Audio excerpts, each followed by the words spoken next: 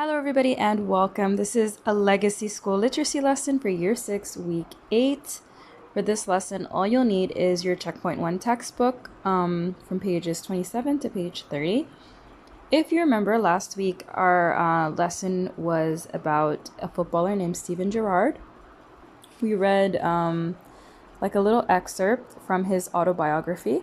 Remember, we said autobiographical texts or autobiographies are a type of writing that is done by the person who is the subject of the writing itself. So if you write about your own life, stories about your own life, or information about your own life, then that would be considered an autobiographical text. If somebody else writes about your life, then that would just be a biography. But if you write about yourself, it's an autobiography. All right. So we all read the text, and you can always go back to that video and listen to it again. So do you think the text in any way was similar to the passage that we read from Boy last year, the autobiography written by Roald Dahl? For me, I believe they were similar in that they were both funny. They describe a few events in a lot of detail, and they were both very, very expressive, entertaining to read as well. Are autobiographies fiction? Well, of course not. They're not, because they're written information. They're information written about somebody's life, so they should always be nonfiction. Do you think that this autobiography sounds completely different from the factual text that we've read so far in Unit 1? And why do you think that is? So the difference is the purpose of the text. Like we said in Unit 1, there are many different shapes or forms that fictional writing or not factual writing take. For example, we had a bus schedule, we had a recipe, we had a bio for an athlete. They just give facts, but an autobiography can actually include a little bit of exaggeration from the writer, some funny stories. It's not necessarily just giving us the hard information that we require. It's more for entertainment purposes. So with that being said, what was usually the purpose of the previous nonfiction text? To give information, like I just said. So what is the purpose of Steven Gerrard's autobiography? Is it only to give information about his life? No, not at all. He is also trying to entertain us. Do you think that everything is true in what he says? It should be, of course, but still we can't take everything seriously word for word, because he might be exaggerating. Like when he said, "Mom went up the wall." This is an expression. And the uniform was so clean that it was glaring at us. Literally speaking, no, it's a metaphor. It's just descriptive writing. All right. And for example, shoes were so shiny you could see our faces in them. He's just using lots of figurative speech, idioms, personifications, similes to make his writing very interesting.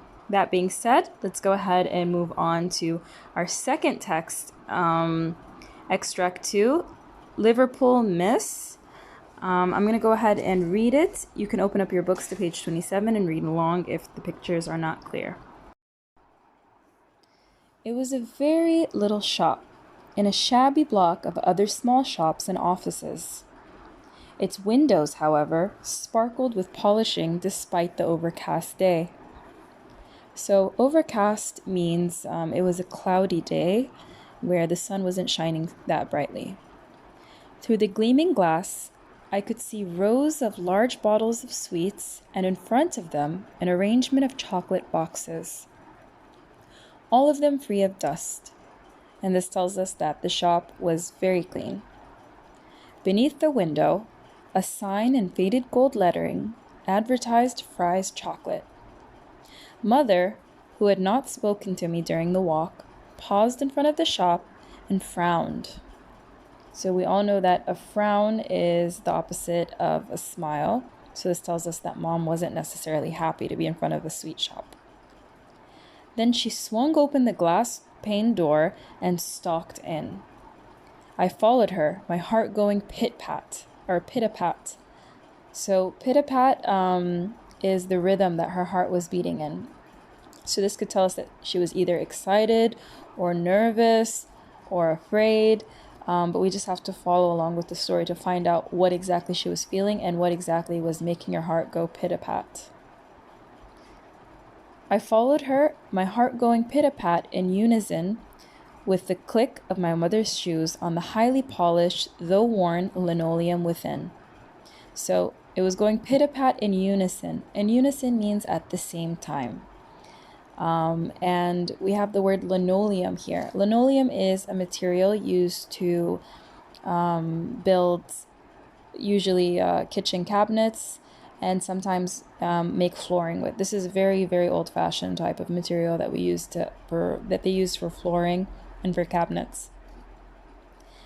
An old-fashioned bell hung on the spring attached to the door was still tinkling softly when a stout, middle-aged woman with a beaming smile on her round face emerged through a lace-draped door leading to an inner room. So they describe this woman as stout and middle-aged. Middle-aged means you're a bit older, between your 50s, 60s, maybe your late 40s as well. We call this middle-aged, right before the elderly stage in life. And stout means overweight or somebody that is a bit round. So if you can imagine this woman, she's smiling and coming through a door draped in lace. Yes, love, she inquired cheerfully. So to inquire is to ask. I understand that you wrote to my daughter about a post in your shop. Mother's voice was perfectly civil, but the word post instead of job sounded sarcastic.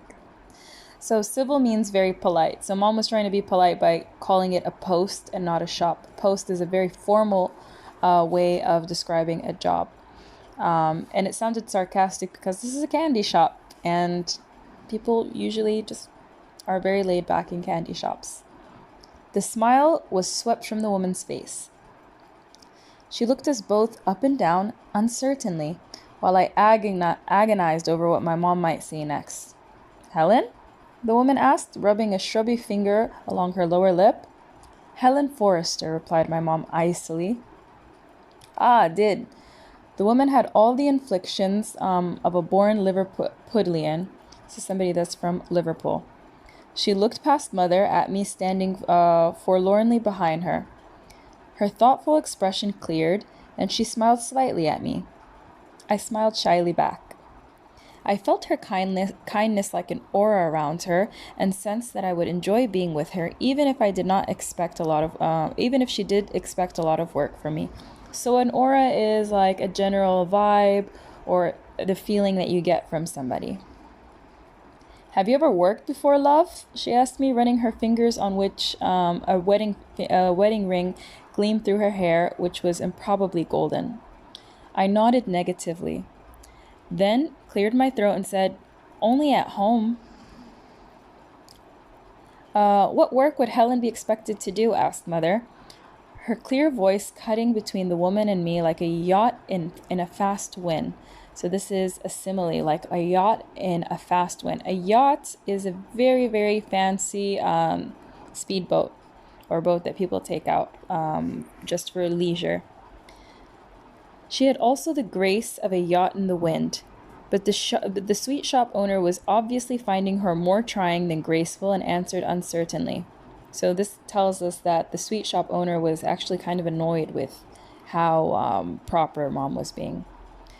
Well, now, I hadn't exactly thought I need a bit of help. That's all. 'Cause she'd have to wash the floor and polish it like every day and clean the window and dust off the stock. And when I knowed her a bit, she'd probably help me with the serving. Like, I get proper busy at weekends. And in the summer, the ice cream trade brings in a lot of kids. And you have to keep your eyes on... You have to have eyes in the back of your head or they steal the pants off of you. So here, if you notice the way that the quote is written, it tells us that she's speaking in a certain dialect. The way that people in Liverpool would normally speak, and it's different from how mom and the girl are speaking as well. Mother sniffed at this unseemly mention of underwear and then nodded. And what would the salary be? I groaned inwardly. I was sure that in a little shop like this, one earned wages and not a salary. The difference between wages and a salary is that wages is something that you make hourly, and a salary would probably be like a stable pay that you make at the end of the month. The beginning of a smile twitched on the woman's lips, but she answered Mother gravely. Well, I'd start her on 5 shillings, and if she was any good, I'd raise it. Even in those days, 5 shillings was not much. The woman seemed to realize this because she added, and of course, she can eat as many sweets as she likes, but no taking any out of the shop.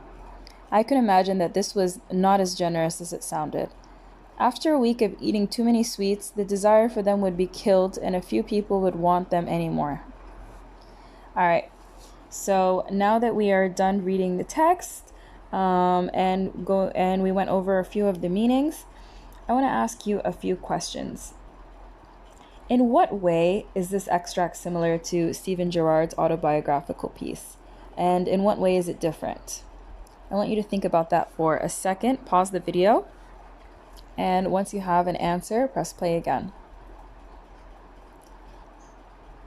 So, they are similar in that both of them write about their childhood, and both of them write about happy and unhappy moments. Stephen Girard speaks a lot about how football dominated everything in his life and speaks about many things.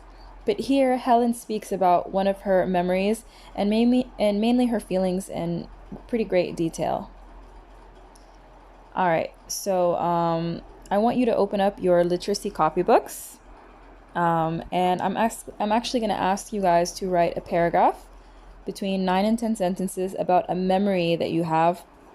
It could be your first day of school, an experience in a hospital, a memory of a party, a memory of a wedding, any great memory that you have.